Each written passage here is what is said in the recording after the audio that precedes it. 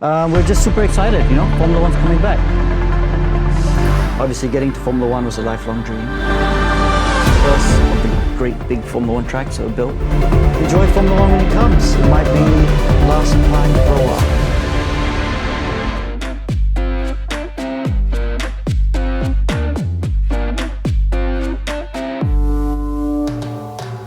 Hello and welcome to another episode of GMW Specials, di mana di setiap episod kita akan temu bual mereka yang special, yang berkunjung ke set kita. Baru-baru ni viral apabila Malaysia bakal menganjurkan kembali setelah dihentikan selepas 2017. And today we have ikon sukan pemotoran serta rakyat Malaysia pertama yang beraksi di perlumbaan F1. Studio, please welcome Alex Yoong. Hey, thank you. Hello. Good to be here. Thank you for being here, man. Lately, your name has been very viral on social media. How do you feel when you kind of see yourself back on, like, I guess, social media and in people's mouth again? It's kind of fun. A lot of videos and pictures come out, and I'm like, wow, I remember that haircut. Okay. So it's like a throwback moment for you, yeah, a retro moment. But yeah, no, it's been nice. We've never really gone away, but I've always been a bit quiet. So we're just super excited. Formula One's coming back. Yeah. So that should be fun. It is, man. It is. Okay. If we talk to the Gen Z kids right now, and we ask them who Alex Yoong is, maybe some of them might not know, and they need to Google, right? But if you ask the generation in the 90s or the early 2000s, like, your name is very symbolic for the Malaysian, especially in the Formula One scene. What runs through your mind when you're being positioned like that? Nothing lah. I mean, I cannot even remember the news of what happened last week. Okay. Life is moving so fast. That's fair. Social media, how can you keep track of what's happening? So you can't expect people to know what happened 20 years ago. Right. Wow, and I say that, it's more than 20 years ago I did Formula One. So, yeah, it's kind of a surreal thing, which you can only understand once you get above a certain age. Right. Because when you're young, you think everything lasts forever. That's fair. People will remember everything forever. That's fair. But it's not like that. Right. And it's just life. Do you think that realization is hard for you to accept at that time? Or even now, like, what do you think about that? Not really. And that's because, obviously, getting to Formula One was a lifelong dream. Yep. And then, obviously, not being able to stay in Formula One was traumatic itself, wasn't quite good enough to have a long career there, although I managed to have a decent career after Formula One. So I had gotten used to the ups and downs of what life can throw at you. Right. So, coming out of the public eye was probably quite nice, actually. Okay. Because, the demands upon you are not there anymore. And I like my privacy. Actually, it was perfect. Sometimes someone would recognize me, so I would get a bit of an ego boost when they said hi to me. Right. But it was so low-key that my life could continue as normal. That's fair. There must be some sort of like a liberation, huh? Yeah, exactly. When you're out of the public spectacle. Because the pressure is immense, man. Do you think so? Pressure, yeah. I mean, the pressure to drive has never been a problem. I think you ask any athlete, the pressure to succeed is far stronger coming from yourself than the public. Right. But it's just the little things, like, wanting to enjoy a meal without being disturbed, or sometimes you just don't like the attention, Right. So it's not really the pressure of being that person.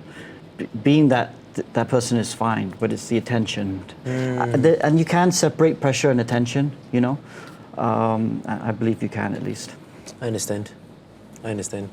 Sure? Yeah, I do. It's a bit tricky. I do, and I think, because, I don't know, just to share a little bit, like, I think I've also had certain experiences of attention, right? Like, I think, I'm 32 this year.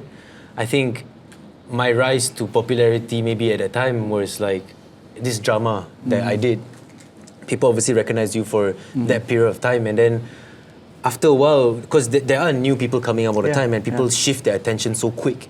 And I think I have also been through the feeling of like, who am I? People don't love me anymore. Like, like my validation was put in the wrong place. Yeah, and that's tough, right? And it is tough. And I think coming out of it, so I do understand that level of like relief to not be looked at all the time, and also the privacy part of your life. And I think like while I was in that, facing this thing of validation, I think I've learned a lot of lessons for myself to know what really is important, you know. And I think that's the lesson that I need to learn. And like you said, the careers are always ups and downs, right? Like you're trending at this point, and then you're nobody at this next, and then you're trending again. Like, you know what I mean? Like, it's a curve belt, right? Yeah, and you, end of the day, you start to realize that it doesn't mean anything. It's just fluff. Just right? like when people talk badly about you, that doesn't mean anything because they don't know. Yeah. But the opposite of that is when someone compliments you, same. Also, they don't know. Yep. So you should not really accept that validation. Yeah. Either. Everything with a pinch of salt, I guess. Yeah. Alright. Bila sebut nama Alex Yoong je, people will know F1. Tapi kalau Alex sendiri nak dikenang, if you want to be remembered, what are you most proud of in your journey? I think I don't think I would get remembered for this, but I know the things that pleases me the most. Okay. Obviously was how I've managed to make and have meaningful connections. Okay. Obviously, being the father of my son, Alistair, is probably the most proud thing I could have. You know, trying to become that person that will attract people that I like and respect. You know, instead of trying to attract people I like and respect, I like to think of trying to be a person that attracts that kind of people. And I think I've managed to make some very good connections in my life, which I'll eternally be grateful for. What do you think it's important for a father to focus on, to have that kind of impact on your son, you know what I mean? Well, I think being a parent is the hardest job you can do. Yeah. And it's stupid. There's no manual. Right. You know what I mean? There's no guidebook. And it's crazy that you become a parent at such a young age when you know nothing. So the chances of doing the job right the first time are very low, you know, and my conclusion is most of us suck at it, you know? Yep. Yeah. But it's understanding that and trying to go, okay, well, how do I get better at it, you know? And understanding your own triggers, because your triggers become your kids' triggers. Right. You know, things like that. So trying to really find out where it comes from and how to affect proper change. So you yourself can reach your potential, you know, because I found that people always talk about their kids. I want this for my kid. I want him to do this or her to do this.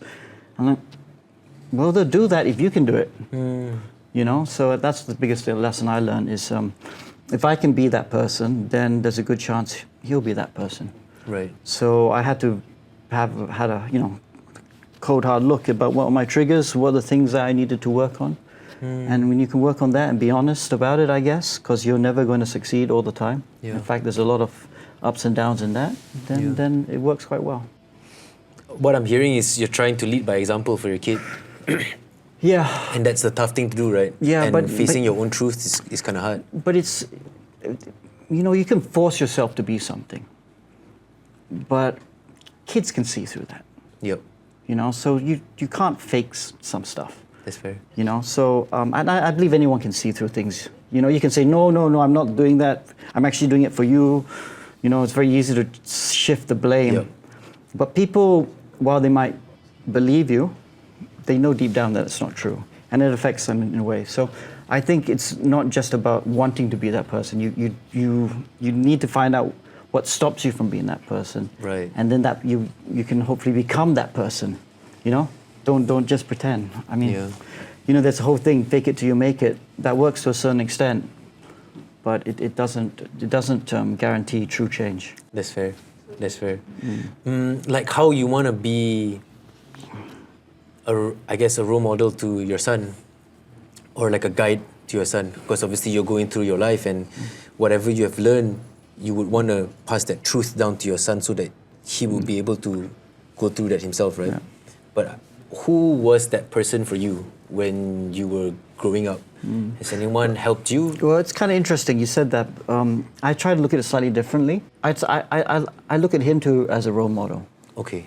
Because I didn't believe in role models when I was growing up. I don't believe in celebrity culture so much. I don't believe in idolizing idols. somebody. I don't believe in idolizing someone. I believe you, because you know, it's very clear from a very young age that you sometimes idolized some weird people, not weird people, but people who you idolize just because they were famous. Right. Without even knowing if this was something that's acceptable.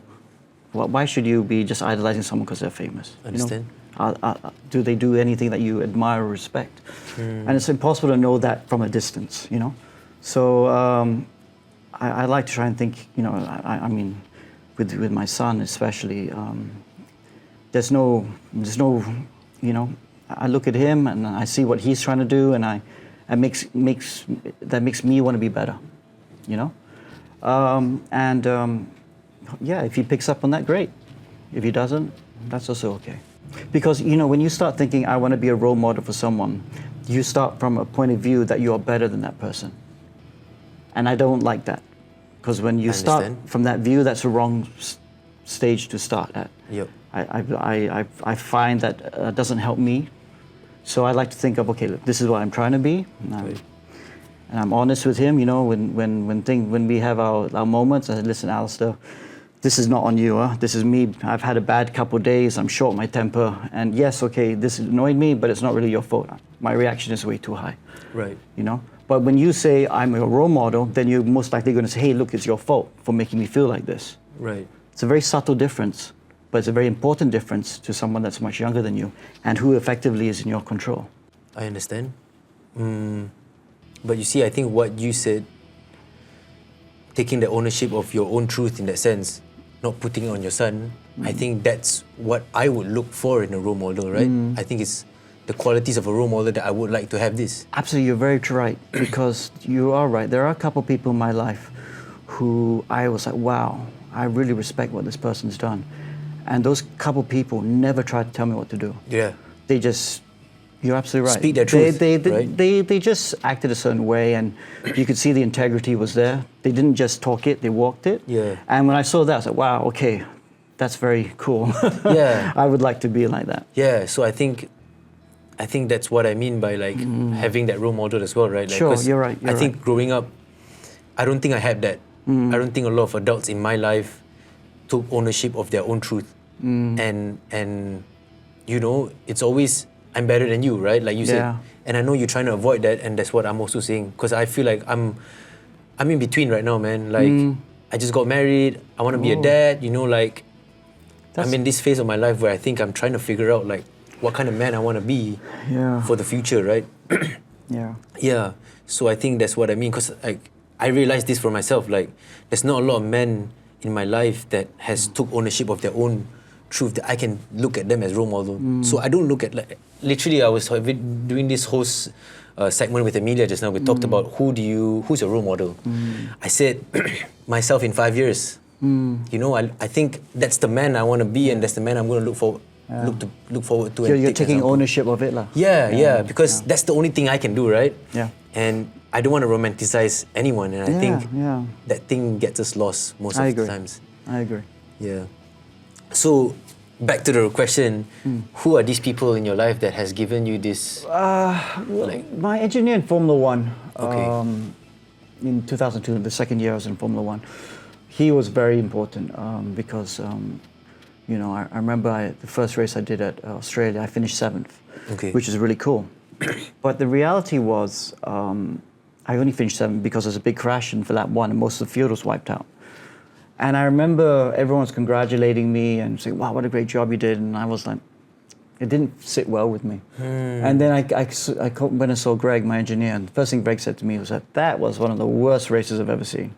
And I was like, you're absolutely right. Right. Because I know I drove badly. I actually struggled with the temperature in Melbourne. Couldn't get the tire warmed up. I struggled with the brakes. And I just drove like an idiot. But I managed to finish the race. So I finished 7th. Wow, big deal. But I know I did a bad race. So I loved that. I loved that honesty. I loved that feedback. Because he's looking at the performance and the potential, not looking at the result. Right. And that's very important. That's what I try to bring when I coach, my other athletes. It's not always about the result. It's about making these goals and trying to reach these goals and what you're capable of doing now and trying to reach those goals. And you'll sometimes fall, but you need that honest feedback to know where you are. Yeah. Because when you have that honest feedback, then you can trust that person when they say you have done a good job. Yep. Because then it matters more. It's a very good indicator of where you are and how you're improving or trying to reach your potential. That's cool. Thanks for sharing, man. Yeah, no problem. I want to rewind back to the time where it's your first time in your car on the track and you're telling yourself, man, you're in Formula One, man. You know, can you tell me more about that? Well, that moment in your life. That first race I did in Formula One in 2001, it was a week after September 11. It was the Italian Grand Prix. And I remember we were driving to the grid and you could hear the crowd. And we're driving noisy V10 engines. Yep. They are loud. They're seriously loud. They're eardrum busters. But the sound was so loud from the crowd. This is the heyday of Michael Schumacher and Ferrari. Okay. And you could hear the crowd as you're driving along. It's like, whoa, that's nuts. Yeah, they're even louder than the engine, man. So I allowed myself a small moment as we were pulling up to the grid. It was like, whoa, this is pretty impressive. Because, look, I come from KL, born and raised in KL. We have no idea how to get to Formula One. I want to watch a Formula One race in the 80s. I have to wait for someone to bring it on VHS. You know what VHS is? Yep. Okay, so I watched the Grand Prix 6 months or a year late. Formula One only started showing in Malaysia in, mid-90s? So trying to get information, we had no idea what we were doing. Right. We were going to Europe and trying to figure it out. And if you got a little bit of money, going with, the cheapest team possible. So we had no idea. So to have that moment in Monza was a pretty cool, special moment. Nice. I somehow wish I was there. It was pretty cool. Yeah, it was quite cool. Okay, is it true that the Sepang circuit is one of the hardest circuits in the world?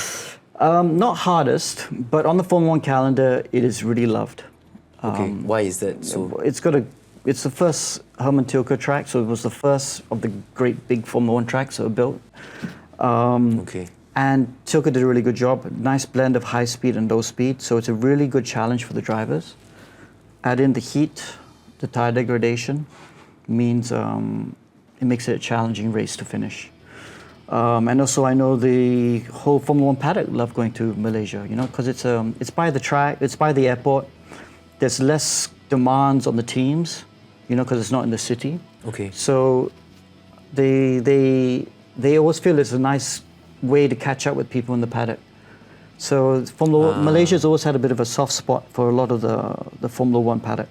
I see. Is it it's the ecosystem that they get to have and the network that they can have, and there's less distractions with the city, right? Yeah, exactly. That's so fair. It's and the track is just great. And the facility is fantastic. And I know everyone in Formula One's going to enjoy it when they race there. Awesome. Can you share with us your feelings of being in the same team with Fernando Alonso? Well, Fernando was cool. Yeah. He was 5 years younger than me when we were together in 2001.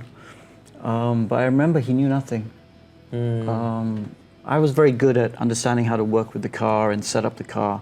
So a lot of the setup work, which tires to choose, I did that. Okay. But I was so fixated about how the car handled and trying to get the most out of the car. And Fernando just came in and drove. He wasn't technical. Right. I'm sure he got a lot better but he just drove. It didn't matter what the car was like, he just drove the car. And I remember looking at that going, wow, that's very special. And I think if you talk to most drivers, they always point to a couple drivers they meet in their career, and they'll say stuff like Senna, they'll say Schumacher, they'll say Fernando Alonso, they'll say Lewis Hamilton, and now they'll say Max Verstappen. Oh. And you see these sort of drivers that come in and you just watch them, and so it was a big eye-opener for me because it didn't matter what the car was doing, he would find a way to drive it. And that lesson came too late for me in my career in Formula One to implement it because in Formula One then, no testing, nothing, no simulators. But I remember that lesson very well because throughout the rest of my career after Formula One, I always tried to implement it and try and understand what he was doing and how he was able to drive every car, no matter what it was doing. Yeah, and you can't be too much in.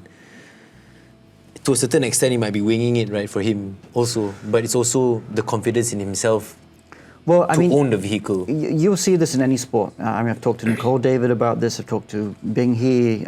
You see it on social media, but they talk about Kobe in basketball.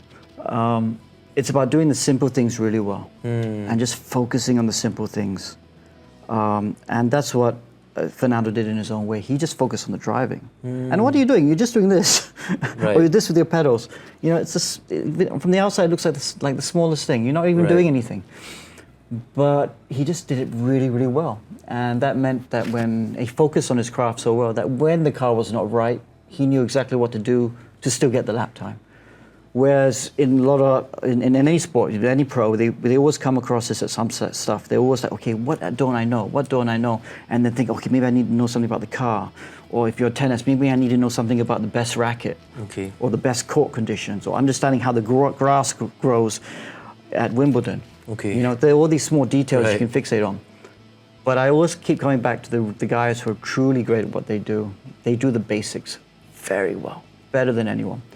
And that was something that we work on a lot with our drivers, is we need to keep doing the basics. And there's another good question in driving. You ask any driver this, what are the basics? Most drivers will not know how to answer that. Right. So it's trying to figure out what are the basics in the first place, and then knowing how to do them really well. And I really hope with Bein Sports ni, diorang akan bring back Alex Yoong. Hey, thanks for the shout out. I would love to be back. I mean, who wouldn't like to commentate on Formula One? It's so much fun. I hope Bien can afford me, though I'm pretty expensive. Anyway, this year's going to be fun. Let's hope Ferrari and Mercedes can bring the fight to Red Bull. All right, we're going to play some games with you. These are rapid fire questions. Don't have to elaborate if you don't want to. Sure. You can go as quick as you want as well. Are you guys ready? Who is the most fierce driver you have raced? Garang. Fierce? Gosh.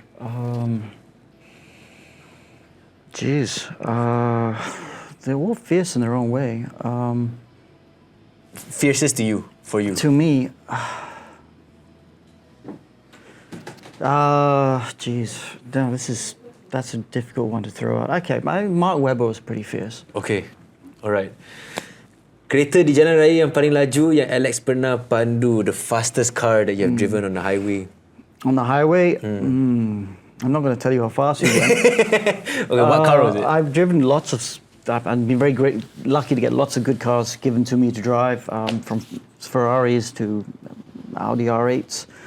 I have no idea what's the fastest though. Okay. Your fastest for yourself? I mean, the Audi R8 is always a great car to drive. For a supercar, it's always been fun. You can use it as an everyday car. Okay, cool. Are you a backseat driver? No. Oh, actually, maybe. There's no way you cannot be. Yeah, maybe. You're always like, I could have done this a little better. Maybe. All right. When you go on a holiday, will you drive yourself or will you pass that responsibility on to another I person? prefer to drive myself. Awesome. Have you ever felt that you would want to do a comeback or maybe do a special race or a charity race maybe? I still jump in a race car every once in a while. I mean, we have our own team, Axel Sports. You know, we race mostly here in Malaysia, but we do a lot of sim racing and stuff. Okay. So I still will jump in a race car every once in a while, but come back to be a professional? No chance. All right. I'm too old and fat now. You're still fit for your age though. No lie. Yeah, you still look I'm good for your age. already. I think that's important. Okay, Lewis Hamilton or Max Verstappen? Right now, you'd have to say Lewis Hamilton is the greatest, but I'm going to go with Max Verstappen because Max Verstappen is doing something really great right now, and that's what he does on simulator racing. You know, he's on the sim almost every day, and he races against anybody. Wow. You can go on the sim, you find him in a lobby, you can race against him. Wow. And that is so cool because he's not precious about his status. You know, Lewis Hamilton never do that. His status is too important to him. Right, right. But Max doesn't care. He just gets on the sim every day, races against people, and that's why he's so good. He can drive anything. You know, he went to Nordschleife for this year, 24 hours, and he's the fastest driver then. He's never driven a GT3 car before. Okay, sorry, he'd done 2 races in a GT3 car, but he beat the other GT3 pros. So Max is doing something special that no other driver's done in history yet. That's awesome. Monaco or Sepang? In a Formula 1 car, Monaco. Manual or pedal shift? Manual. No. You're asking a racer here, obviously manual, right? Kalau bukan pelumba Formula 1, Alex rasa Alex akan jadi apa? What do you think you'll be if you're not a Formula 1 racer? I don't know, dude. Librarian. A librarian? I don't know. Okay. Cool. Okay, we're done with the rapid fire questions. Okay. All right. Dulu Alex mengejar impian untuk menjadi pelumba Formula 1. Hari ini Alex pula membantu orang lain untuk kejar impian tu. Which one is more challenging in your opinion? Becoming an actual racer or the teacher? Oh, no, the actual race is much tougher, for sure. Okay. Yeah, the coach is, when you're a coach, it's a pleasure to do it. Okay. But the pressure's gone. Right. There is pressure, but it's not that. I mean, It's not entirely on you. No, if you're trying to get to Formula One, the pressure's immense. It's crazy. I look back at it now. It's like, could I do that now? Even if I was fitter and not so fat, it's like no chance. Because you have to put yourself under so much pressure. And I'm a bit older now. I like to live life. You know, I That's don't want fair. to be that single-minded about something ever again. So the coaching role is just fun and enjoyment. Right, that's fair. You can, yeah. All right, last question. After everything you've been through, Yeah. how do you define success for yourself now? It's never about results. People like to say, "Oh, it's about winning. Winning, anything other than winning is nothing." That's a load of crap. I mean, Michael Jordan used to say, I mean, when you do win, there's a whole mountain of failure underneath it. Right. You know, you cannot get good at something without failing constantly to get better at it. So people fixate on the results way too much. So, I mean, success is someone that just tries their best to do what they can, doesn't make excuses, has ownership of what they do, and works at it. Nice, nicely put. Thank you. No problem. That's all the time we have for today. Would you problem. like to share any words for your fans out there before we close out? That camera is for you. Yeah, I got nothing to say, man. Enjoy Formula One when it comes. It might be the last time for a while. That's so sad, man. Well, it's expensive, dude. Formula One's true. expensive. It is true. It is true. It is true. So enjoy it while you can. All right, go and catch it. Thank you so much for Thank you. joining us. We really appreciate your time.